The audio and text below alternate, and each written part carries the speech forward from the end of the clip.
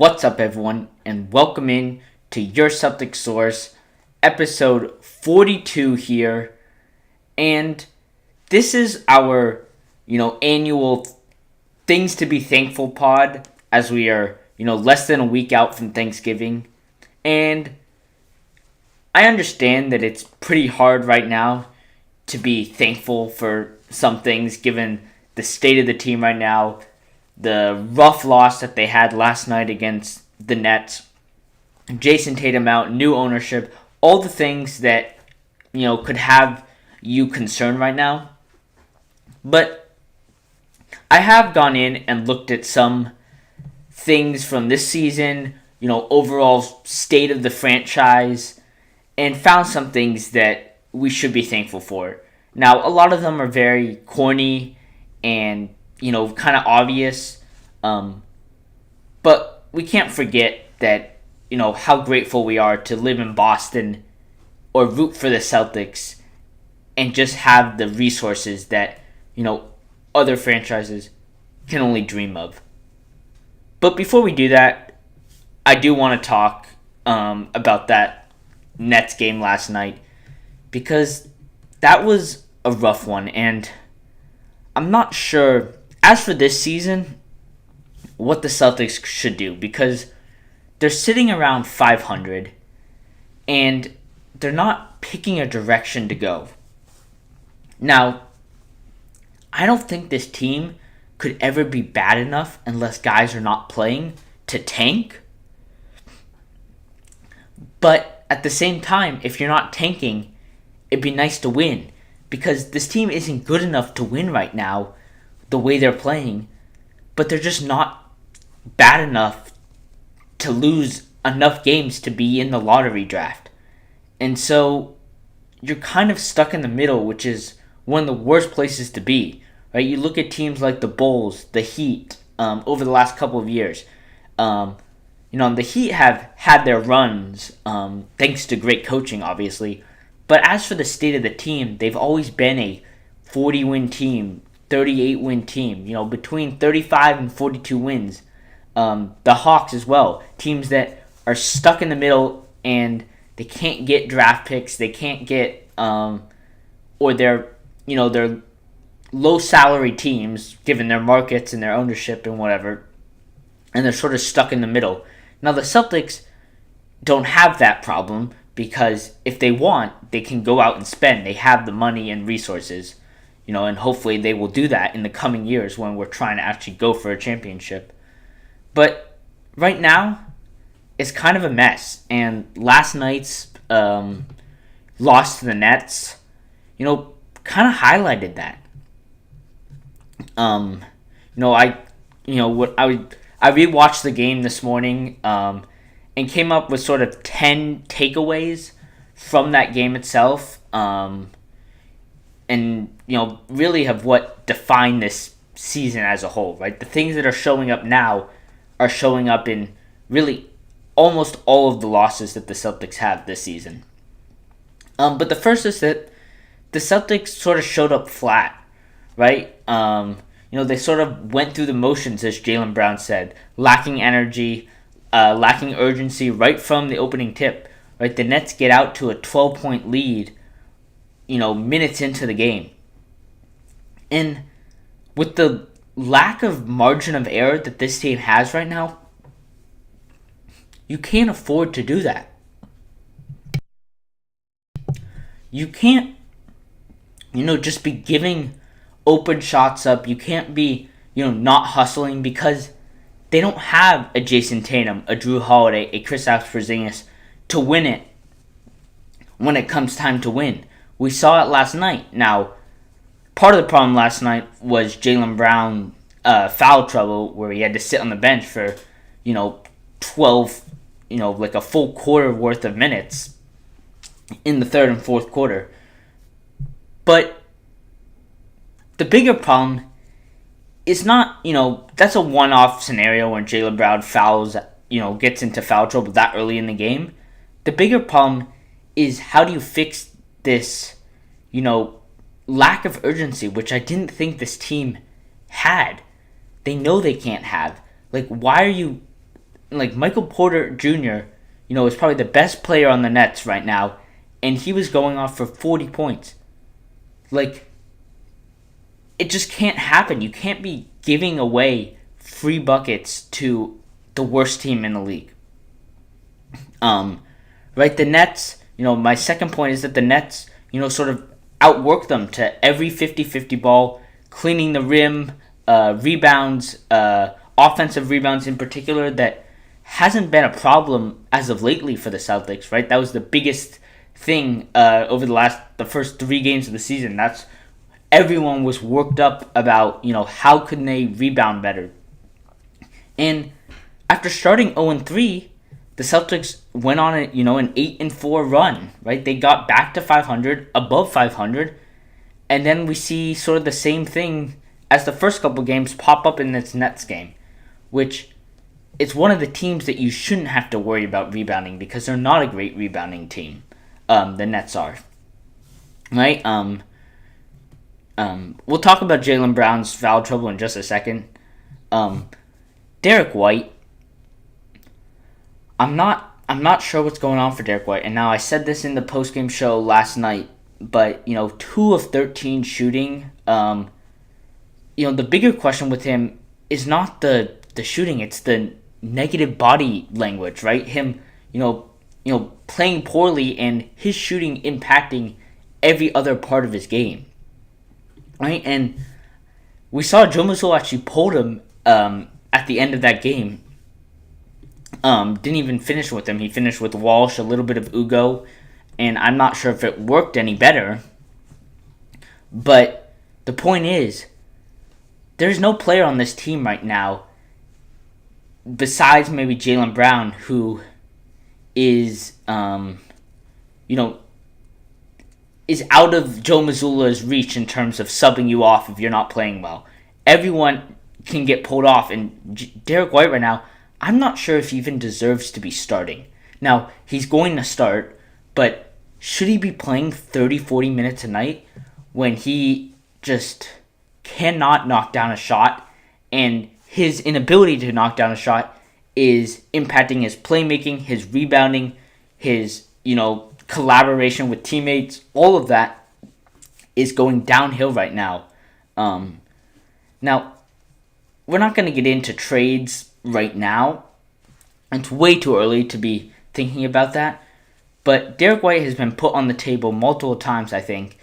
Not by the Celtics, but by other people saying he would be a great trade candidate. Now, I don't think his value has necessarily gone down just yet, right? If he has a full season of this, maybe. But Jaylen Brown, Derrick White, if this team continues to slump like this, I'm not sure you don't consider trading Derrick White at the trade deadline. Get some players back that you can build around Tatum when he comes back, right? This team at 500, it's not worth Jayson Tatum playing or coming back earlier than he needs to, given the state of this team. Now, if they can get 4 or 5, maybe even 8 games above 500, yeah, that changes it. Maybe Jayson Tatum comes back and he sparks a playoff run. But at the moment, you don't have that. At the moment, it's not looking like that right now. And so I'm wondering if at the trade deadline, you trade Derrick White. I don't think you can trade Jaylen Brown at the trade deadline because, I just think he's too big of a player. Now, we saw Doncic be traded, Luka traded last year at the trade deadline. But personally, I think it's bad to trade full stars in the middle of the season. I think you wait till the offseason to do that.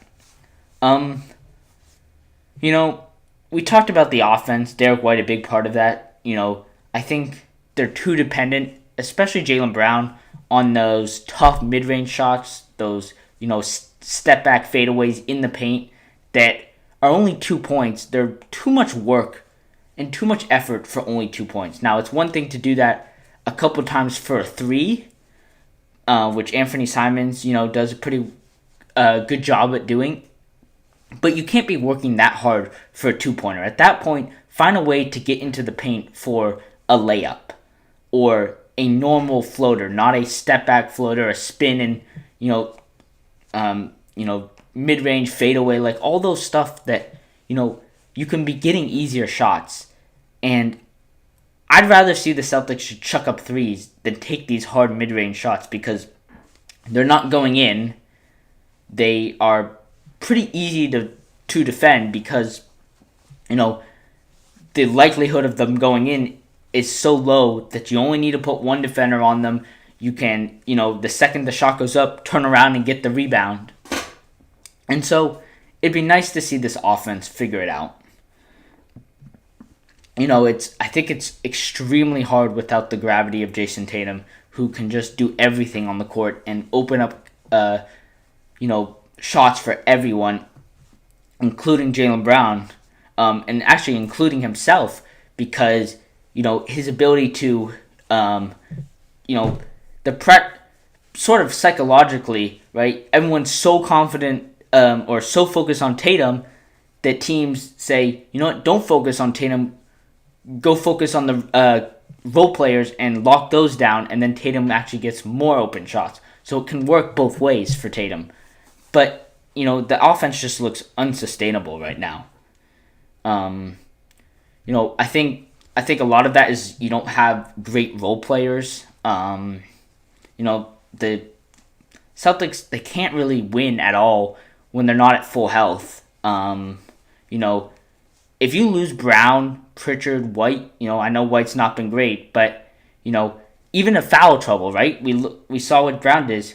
It's an automatic loss, right? And that's what happened in this game. Jaylen Brown got into foul trouble early in the third quarter and had to sit until midway through the fourth quarter, and you lost the game then. Now, the game, they got it a little bit closer. I think they got it down to 5 before the Nets pull away in crunch time.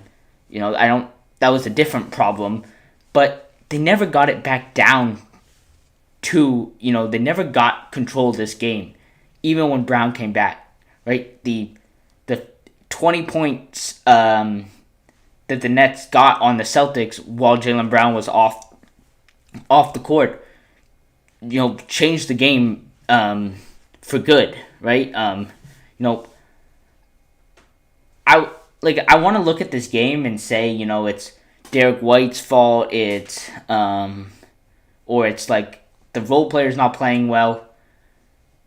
And it's not really Jaylen Brown's fault per se, but his absence is the reason for their loss. Now, I'm not saying him being there, they were going to win, but this loss is solely on Jaylen Brown and not his performance, but his lack of being on the court, basically.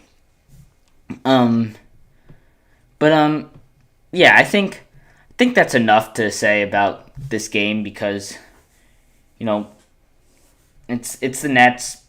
You lost the game. You have to move on.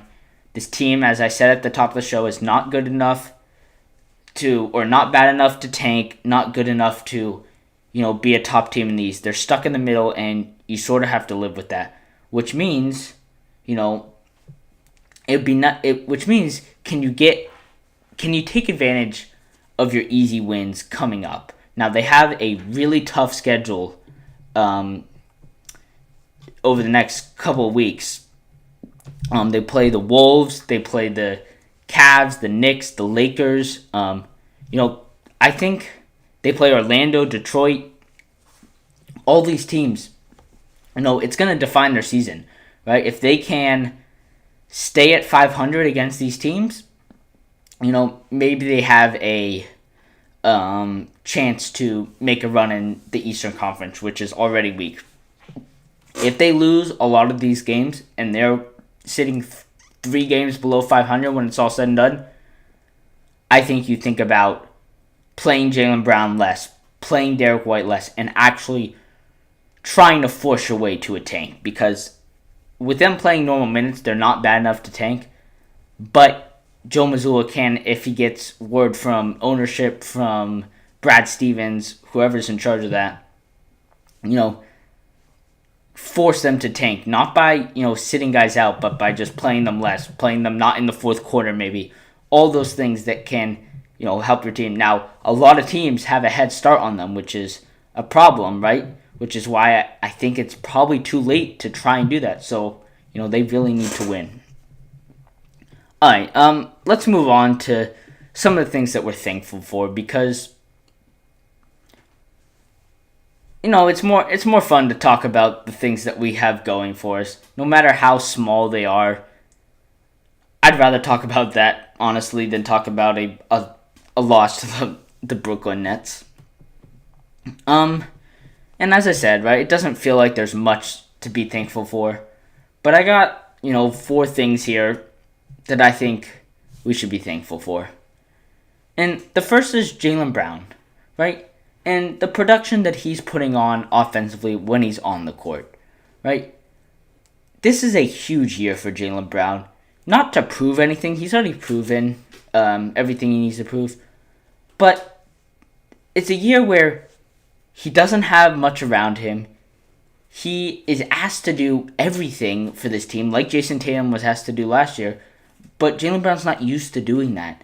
In fact, he's doing things that he doesn't maybe have the perfect body for, right? He's not, or, it's not been his skill set, right? He's not ever been a pass-first kind of guy. He's not been a big rebounder either. Now, I've said this before, I don't think his lack of rebounding is because he's bad at rebounding. I think it's just because he hasn't needed to do it ever, and Jayson Tatum's taken the bulk of that when he's been around. But Jaylen Brown is putting up fantastic numbers offensively, taking, tough shots that, we'd wish he'd stop taking, but he's making them for the most part, right? 27.4 points per game, almost 6 rebounds, 4 assists, right? So the assists, it'd be nice to get that up more. I think he's had a couple of, heavy turnover games where he hasn't looked to get other guys involved. He has, sort of put his head down and bullied his way to the basket, and it hasn't worked out for him. But for the most part, Jaylen Brown, this team is like I think they're, one of the best teams in the league in terms of, points per 100 possessions when Jaylen Brown's on the court. And then I think they lose 20 points when Jaylen Brown is off the court per 100 possessions. So that's one of the best net ratings in the league. And, it just shows the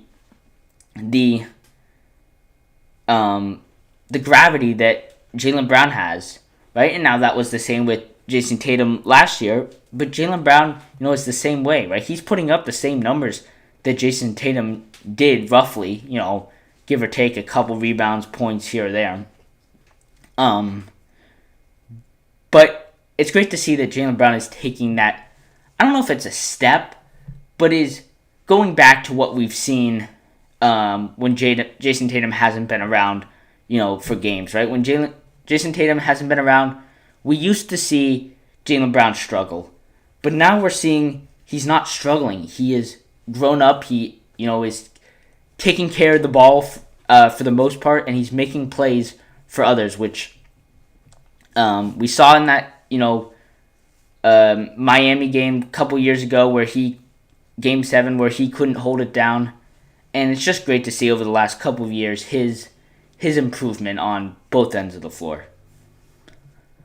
Oh, yeah, another thing to be thankful for, kind of cheesy, but the steady improvement of Jayson Tatum here, who I don't know what his progress is, in terms of dates. Nobody really knows that. Maybe Jayson Tatum and the Celtics have an idea of when he's coming back. But we see him doing, workouts in the gym. We see him, taking shots, dunking, all of that. And it just looks like he is improving at a ridiculously fast rate, which is just awesome to see for your franchise player who you're hoping to get back this year. Now, the selfish part of me wants him to play because I want to see the Celtics play some okay basketball. As I said at the top, if they're at 500 or below, I don't see the point of playing him. But, we'll just have to play it by year for when for when that time comes around now. I think I probably have him. See, I think he's ready to go end of January. I don't think they'll play him till March at the earliest, just because, they'll give him that extra month off. The hardest part of it is mental, right? So, he might be physically ready to go, but is his shots ready? Is he ready to play in an actual game? 5-on-5. It's going to start slow. He's only going to play 10, 15 minutes. And we'll work him back up to game speed. So, when he does come back, if he comes back this season, or actually really whenever he comes back, even if it's next season, don't expect him to be dropping 30 points right away. It's going to take time. He doesn't have chemistry with a lot of these guys that are new on this team. And it might be a totally different roster next year. So we just have to wait and see. And speaking of roster, that's my next point. You have one of the greatest GMs in the league in Brad Stevens, who I have complete confidence in that he will fix this team around and put them in championship contention in the next couple of years. With approval from ownership, of course. This team shouldn't be afraid to spend money. You can make all the money back just by selling tickets at TD Garden, to be honest. But, I have the complete confidence that Brad Stevens will fix this. There are a couple players on this team that might be intriguing. Some rookies, Ugo Gonzalez. Jordan Walsh seems to be, turning his season around a little bit. And then there are guys like Anthony Simons, who it doesn't seem like he has that. We'll continue to evaluate him, but I think, this is not a great team for him to be on just because it's not even the defense. It's just the way he plays. Like, he's an ISO heavy basketball player, which they already have in Jayson Tatum. And he doesn't have the rebounding or the playmaking that Jayson Tatum brings. Right, so he's really just a smaller and less talented version of Jayson Tatum. And at that point, you don't want 2-3 guys on the court that can all do the same thing, which is unfortunate because he has great offensive talent, which they could really be using this year. I've said this before. I wish he would play a little bit more this year. But you can't play 3 guards in Derrick White, Payton Pritchard, and Anthony Simons all at one time, just because there's too much for another team to expose defensively. All right, my last, sort of funny comment here, I always say it on every show, or I try to, is that Payton Pritchard's unguardable. 6'0 guard, starting now for the first time, playing 30 minutes almost a night, holding up his own defensively, averaging 15 points per game, assists. His rebounds, his offensive rebounds aren't as high as they were in the last couple of years.